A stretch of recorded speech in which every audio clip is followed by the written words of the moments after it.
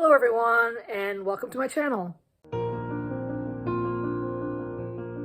morning everybody. It is Sunday, February 5th, and I'm in my PJs. I haven't gotten dressed yet, but I just wanted to give you a quick update on, I finished a book last night. It was In Bed with the Devil, and that's by Lorraine Heath, and it's book one in the Scoundrels of St. James series. It's a historical romance, and the premise of the book, it follows Lady Catherine Mabry.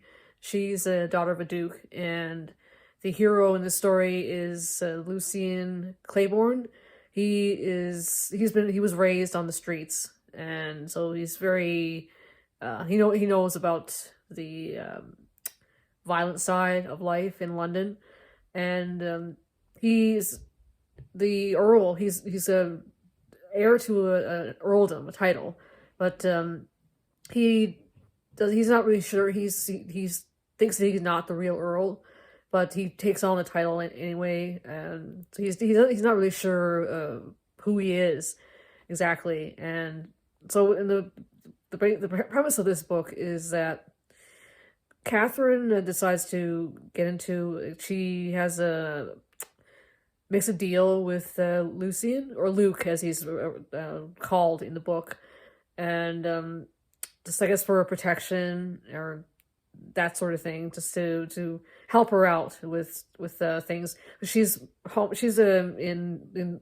London by herself. She's taking care of her sick father, and her brother, who's the heir to the dukedom, is nowhere. He's off gallivanting around like most young men at that time, just like traveling around, having fun, drinking, gambling, sowing his oats, that kind of thing, while she has to stay home and take care of everything, take care of the house, take care of her father.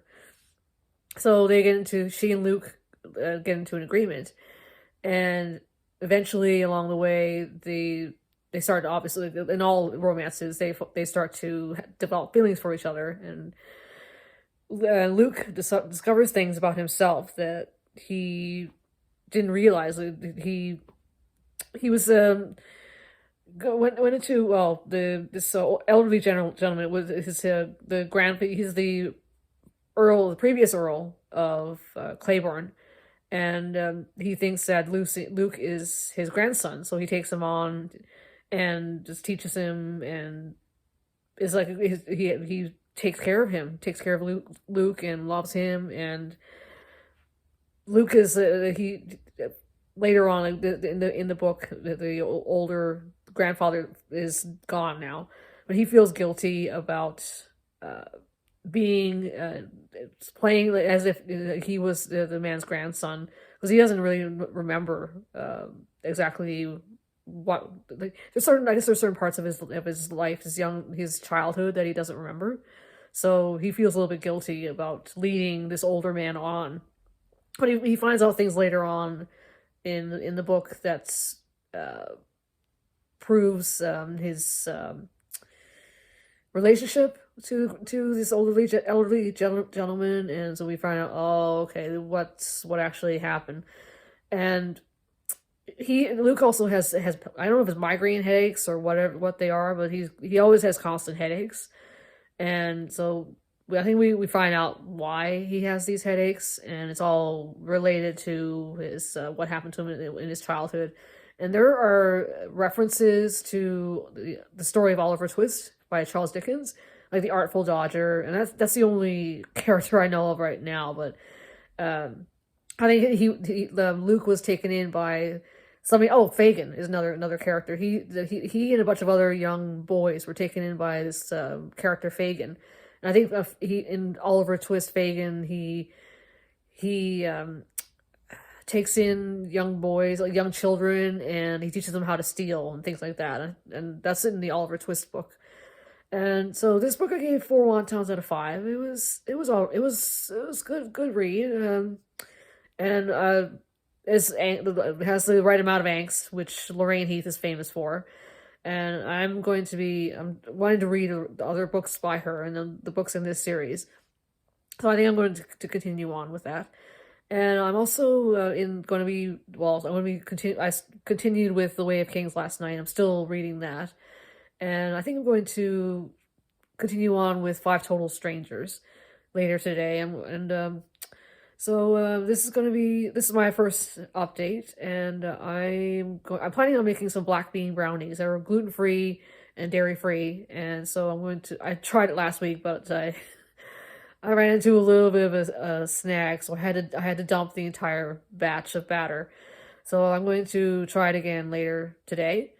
So this is I'll check in with you in my next update.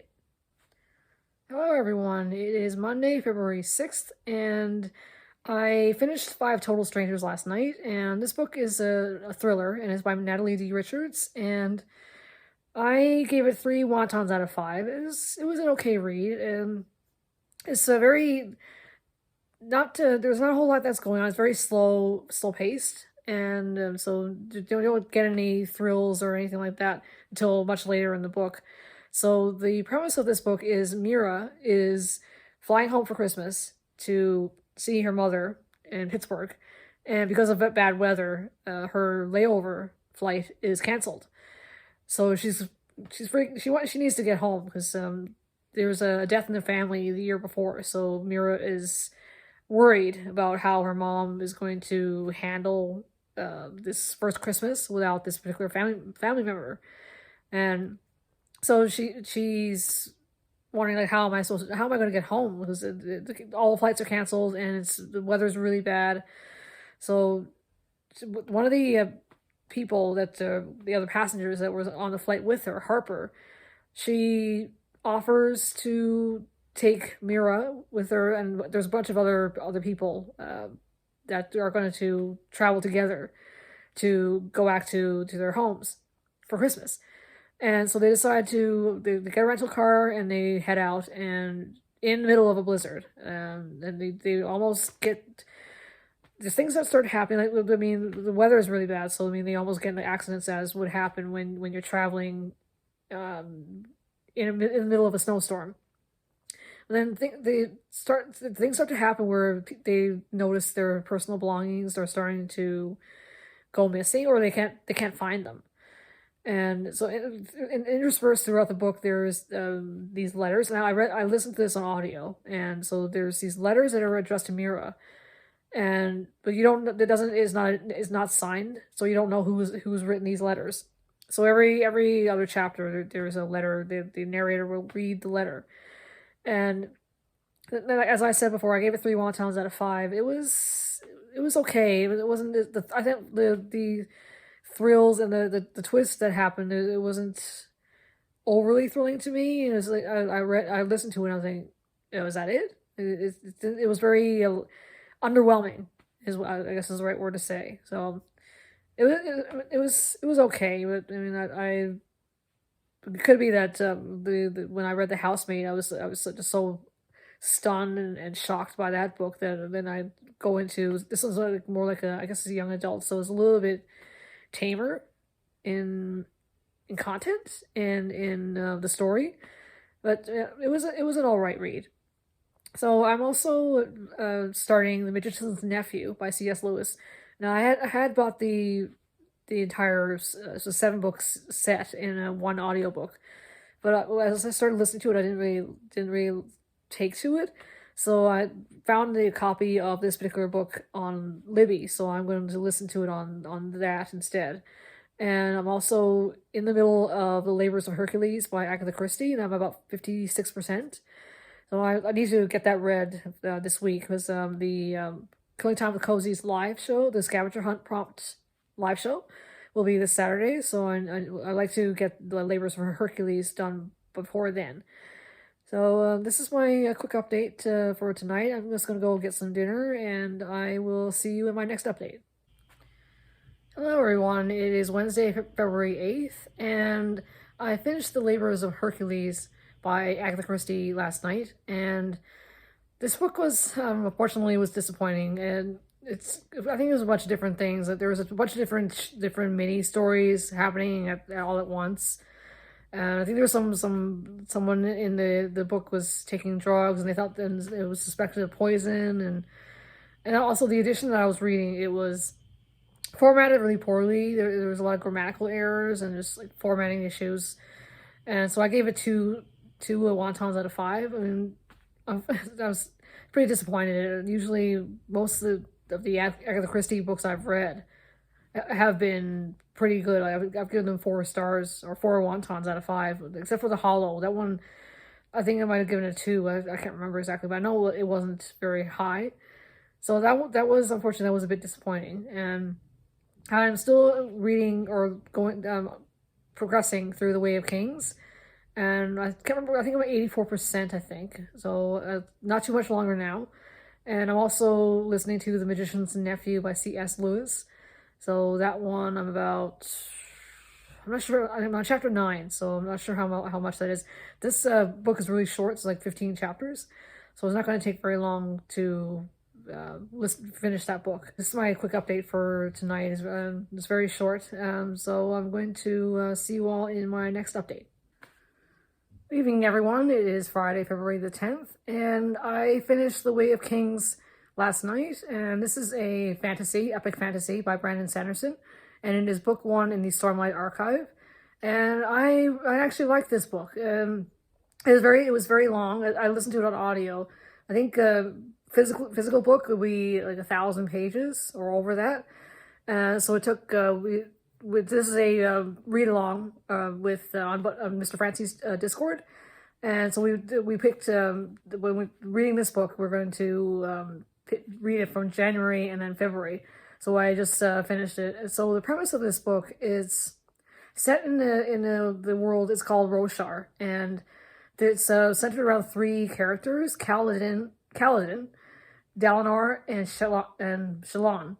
And Kaladin is he's working under his father. His father's a doctor, so he was going to train as a doctor, and he gives it up to fight in the army. It's to protect his brother.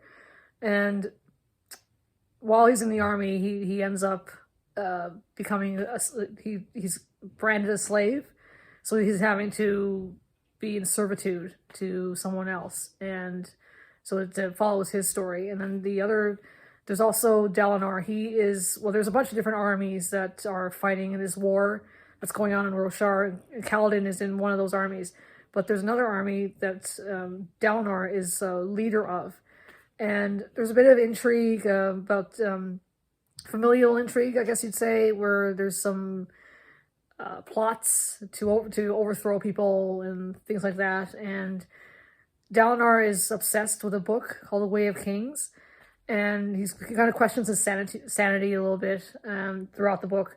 And we also have Shallan, who is she's a young woman who decides she's going to learn I don't know if apprenticeship is the right word, but she wants to learn certain things from Yasna. She's like a scholar.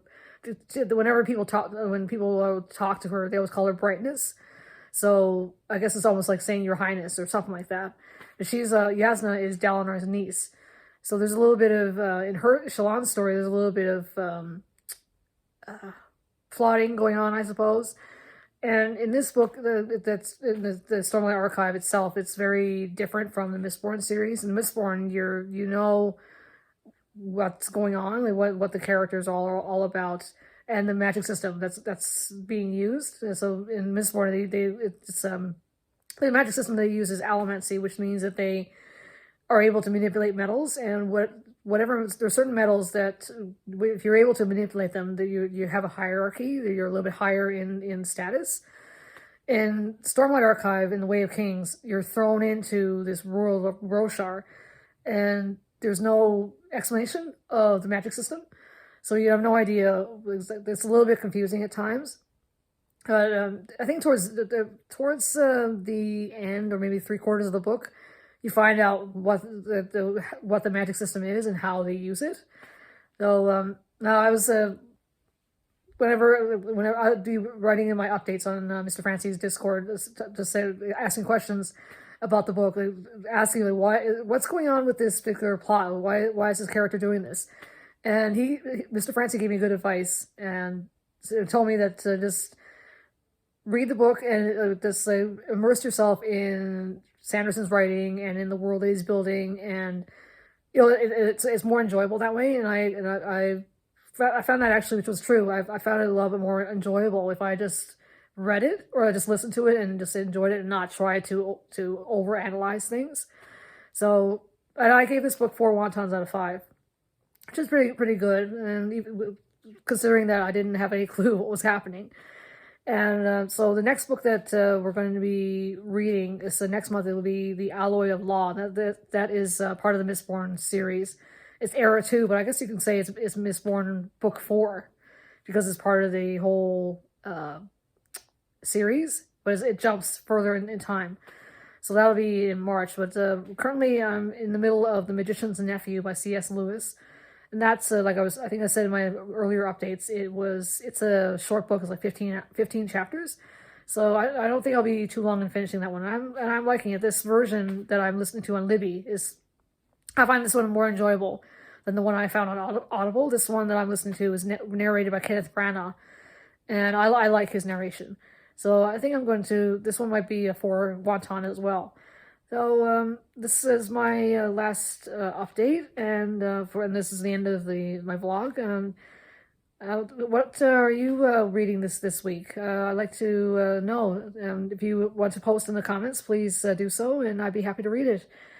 So thank you again for watching, and I hope you enjoy your weekend, and I will see you in my next video. Bye for now.